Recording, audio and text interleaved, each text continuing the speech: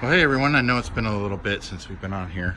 We've been on vacation, we did our cruise, and then a little bit of big news.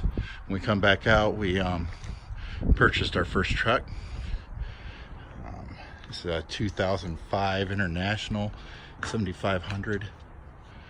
Has a 99-inch sleeper on the back. And I had to do a bunch of work to it when we got back, so I've been really busy and getting the video out and just worried about getting everything together on it. Did change out got some new steers, the Continentals. They're the Eco Plus. Had steel rims on the front, so I was able to pick up some aluminum rims from LKQ Truck Parts up in Toledo for $125 a piece. We'll just do a little walk around. And she's got a couple little areas that'll need some attention, but for the most part, and I'll show you some of the work I've had done to it. If we come around the back to the other side, had to fix a bunch of air leaks with it. Had about 6 air leaks on it when I went to go pick it up, so had to hunt all them down. Put a new power drive inverter in it. Rewired the transfer switch. It had 2 transfer switches on here, which I'm guessing is because they had 2 different alternate sources of power coming in, and since this doesn't have an APU, we didn't need to have both of them. So I took the other one out, placed it in a little bit better position, rewired it a little bit better. I did make it so it was easier to plug in for the generator. I had bought a brand new 30 amp RV cord, so I have that wired in to the transfer switch, and then it goes from the transfer switch into to the everything else inside there, and then I can switch back and forth between that and the inverter. So then I put the cord in, so it's easier just to pull the cord down, plug it into the generator, or plug it in for shore power. Did wind up putting a new floor inside of it. This is a it was a vinyl heavy duty flooring. It was like the snap together. It wasn't the pull and stick down. So it's a floating floor, but it's real durable. Took the I had a jackknife sleeper sofa in it like you'd find in an RV. So I wound up pulling that out, and then I reframed it. It didn't have individual side boxes, so I wound up, when I framed the bed, I made it to where each side was separate. And then we'll take a little look inside. I still got to attach this down, which I'm going to do this evening. I was waiting for it to come back from the shop from the stuff that I had done. That's why I hadn't finished it out yet, but this will give you a little idea of the inside. Had a hole in the roof from where the old AC unit was at, the rooftop AC, because originally this was a reefer box, so it had the AC came in from the roof. So when they took the motor off the reefer box, it was left a hole, and I wound up, when I took the top bunk out, there was the panel on the bottom of the top bunk. I cut it down and used it to cover up so it didn't look so ugly on the inside. It gives you a little bit of a glance in the inside a little bit. It put some new curtains up in the front. Mounted our TV. That's a 32-inch Sharp smart TV picked up at Walmart. Close this, and then had the box repainted. The guy did a fantastic job. Got the drop axle. It's a single tire drop is meant for a dual. The last person singled it out for probably just price reason, instead of having to pay for 4 tires in the drop back, so they just had 2. So eventually later on I'll wind up switching, because the last axle still has steel rims on it, so I'll wind up changing them out to aluminum.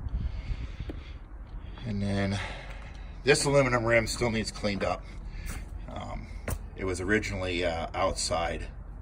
It was flipped, so the inside's basically a lot of dirt and brake dust, but I'm gonna get the pressure washer out here in a few minutes and get that all cleaned up. Wound up having to change the airbags out. They were in really bad shape. They were cracked so bad it was leaking air. So I did that before I even drove the truck back up. So we got that. Your dollies. We're probably going to wind up changing the tail lights on it also, because they're just the regular bulb lights. I'm going to go to the LED because I didn't notice it where it would light up the license plate. It's not real bright. And she's got a 3,000 pound lift gate. And here's the inside of the box. Like I said, it's an old reefer box. So the downfall to this is I lose about 4 inches on the inside, the width, and about 1 inch on the roof, 1 or 2 on the roof. So eventually, because this one's seeing the floor's a little rough up in the front from where somebody didn't take care of some leaks at some point in time, and the underside's a little rough, so eventually I'm going to wind up picking up another box for it and putting on here. There's my shelf up top there with all our blankets. There's our generator sitting up there. There's another little project, is replacing this cord for the lift gate. She's a little rough, seen better days. I'll walk along here. There's the other rim I replaced. Airbag. I just had a 3-axle alignment done on it. The alignment was out. That's why it was starting to get a little choppy on there, but the tires are fairly new, so he said the alignment ought to correct a lot of that wear I was getting out of it. Here's the other side box, and the other side, of course, is filled with all my tools, but you can see where it's partitioned it off. Just resealed where the cap meets the bottom part of the sleeper, and that's just the Flex Seal in the caulk tube, and then resealed the roof where they cut the hole in to make sure that was sealed properly.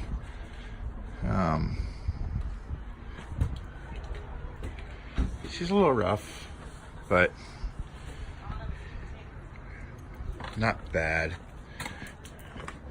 Let's see, we'll get the hood opened up here and I'll show you the stuff that I had done to the front. So when we did I wound up replacing the front shocks on this because they were wore out pretty bad. So got new shocks. So then when I took it to go get the alignment done, they noticed that the tie rod ends, the kingpins, and the spring bushings were shot. So, and that is definitely not a repair that I can do myself. So put some new kingpins in, tie rods. Quick look at the motor here. She's for an 05, she runs solid. No oil leaks that I can notice on the motor at all from being underneath of it, and looking at what I can see of it. No oil leaks. I'm getting a little bit of residue on the from the EGR cooler. So that might be something I have to address later. New shock here.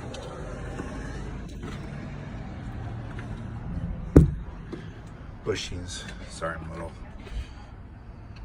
New Kingpin. So, all in all, the truck has 343,000 miles on it for a all original miles on a 7500.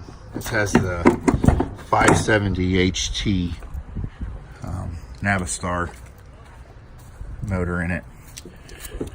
Nice thing about this, no regen. Jump up here inside. Excuse my mess because I'm still in the process of finishing a couple little things up. But 343, 715. She has a 6-speed Allison and a engine brake. These are set up for the bottom and top marker lights. I don't know why they're on 2 separate toggle switches. This is how it was when I got in it. So eventually I'll wind up changing that, and then I'll wind up putting in a switch in here to be able to control the drop axle, since the only way to drop it is from the outside. I don't like having just the one way. Just got the Qualcomm installed today. Nice flat floor. Don't have that hump in it like on the M2. Look up here. Got all this storage area up here. I got the little overhead bins here, which has got these always get so stretched out they don't hold nothing back anymore, so I'll wind up fixing that later. Let's get in here. So we got all this, got this little bit of storage area up here, which makes it nice, and then I got the door pocket there, and then put some of the blackout curtains up. Let me turn around here. So we got our little refrigerator. It's a lot smaller than what we're used to. Our last one, the refrigerator was like twice this size. So for right now, this will hold us over until we can get something else. But this is this nice little pull-out little countertop here, and then a little storage cabinet for a microwave, which we'll be putting in. This originally had a sink in it, and it was a sink where it doesn't have a holding tank. It has like a 5-gallon container that you stick in there, and you put the tube in it, and it pulls the water out, and then it just drains out the bottom. I wasn't going to keep that. It was the kind where you just, like in the smaller RVs, the van RVs or whatever, you just flip the switch on the side of it and it turns the pump on. So I did away with that. I took that out. This was originally it had a tabletop like a RV would, whereas the metal pole that slides in, and this was the top for the table. So for right now, until I get the time this summer to, I'm basically going to gut the whole thing.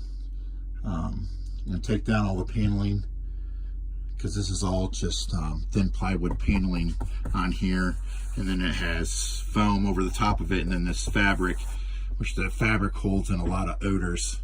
So I'm going to take that out, the thin plywood, and then just recover it, put some vinyl on it, so it's a little bit easier to clean and it won't hold that odor. So, and then I'll wind up adding cabinets all along the top. I wasn't really concerned with it right now, because right now it just needs to be functioning. Here's the turn-on display for the power drive. Let it come on. Shows my voltage. That turns the rear air on. You got your light switch for the LEDs. A tiny little medicine cabinet which all of these are all the tacky gold brass colored. So went out and bought some of the brushed nickel. Got new latches that are the metal ones and not these plastic ones, because they tend to break right here where the screw is, and then they're useless after that. So got some new one of those. Nice big cabinet with a shelf in it here. So when I took this tank out, let's see if I get this button open. Come on. There we go. Put a shelf in there so we have bottom and top storage. So right now, since we don't have an APU, we have a generator that we're going to use for power. So I got this little infrared heater, and I'll tell you what, this little guy right here will heat up this whole cab. It'll heat you out, and it's I want to say it's like 700 watts. So that inverter is more than enough to handle all of that. There's our TV, how it's mounted. The nice thing about it is you just pull up on it and it tilts back. You just push it back in and it goes back in. It's a locks in place, so it's not just sitting on there. I don't have to worry about it coming off the wall. It was a TV mount bracket I picked up at Home Depot for, I want to say, $65. And then got all this storage here, which I've just got stuff thrown in it. Like I said, we just got this back from the shop from all that work being done to it. So we've got stuff shoved in everywhere, which after I do this little video, we'll be putting, finish the last little bit of stuff, screw the wood down, get our mattress put in here. We got a 10-inch memory foam mattress we're going to put in here. Get this little wardrobe closet here for all our hanging stuff. And then a little robot door here. But for the price and being able to own our own truck, it was, we were really excited because this gives us a chance to be owner operators. Some more storage up there. So this is it. And she's a little rough. She's an old truck, but she's a good, strong running truck. Like I said, the motor runs great. No issues out of the motor. No hesitation, no noises. Transmission nice and smooth, shifts great. The ride for a 05 International blows the doors off of the ride of an M2, hands down. So yeah, that's it. Hopefully the next video we do on the inside of this, it'll be us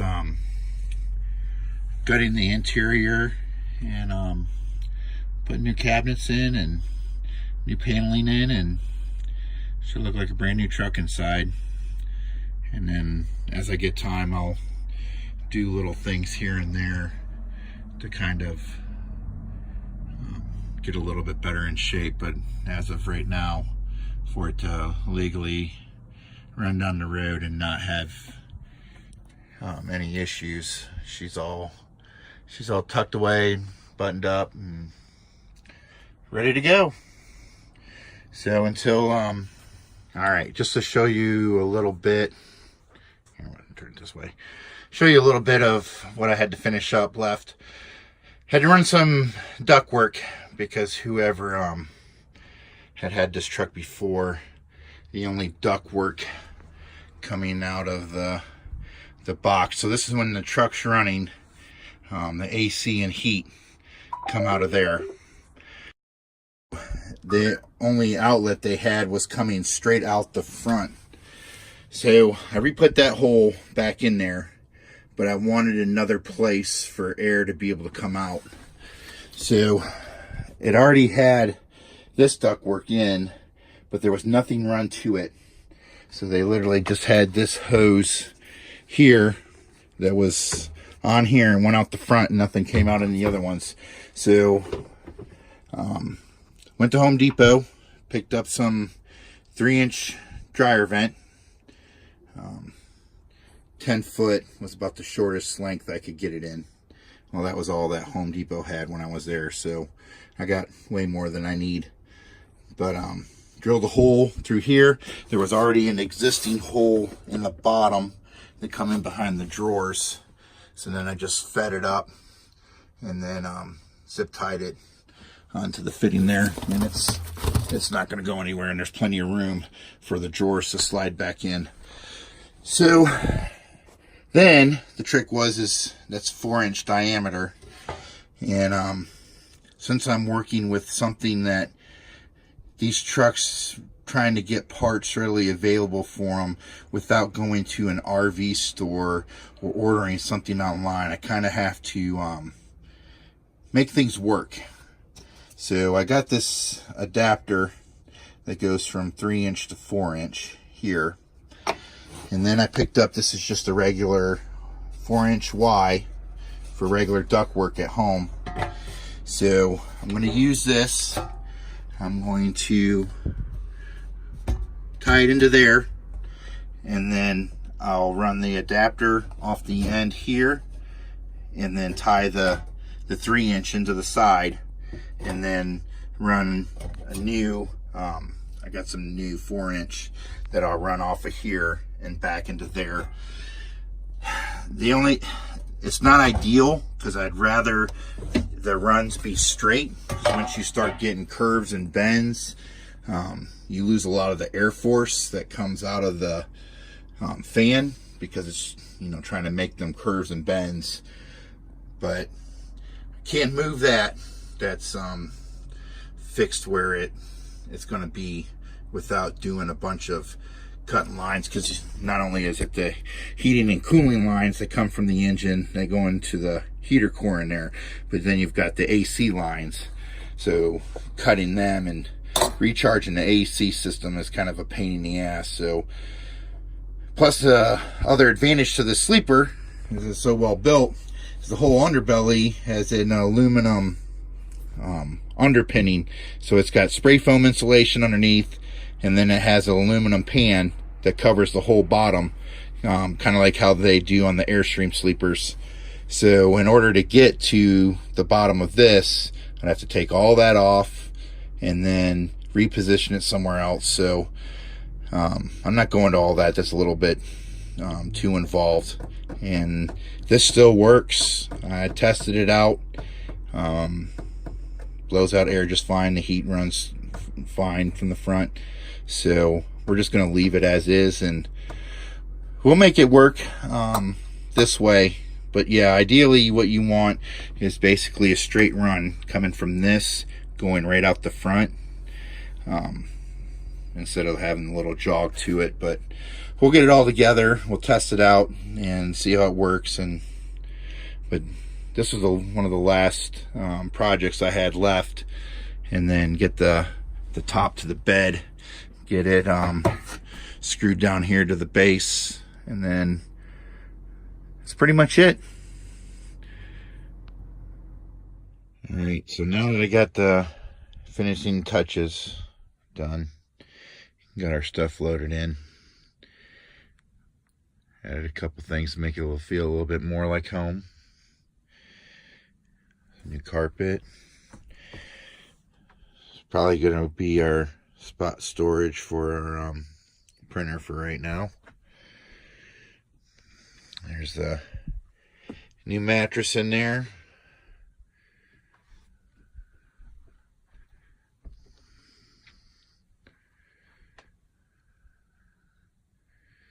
Still need to find a home for a few more places, but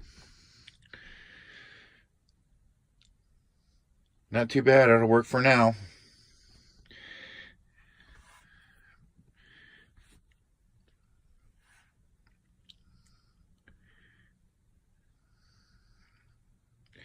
And the next update I do, I'll have some video of our next changes to the sleeper. That way y'all can follow along.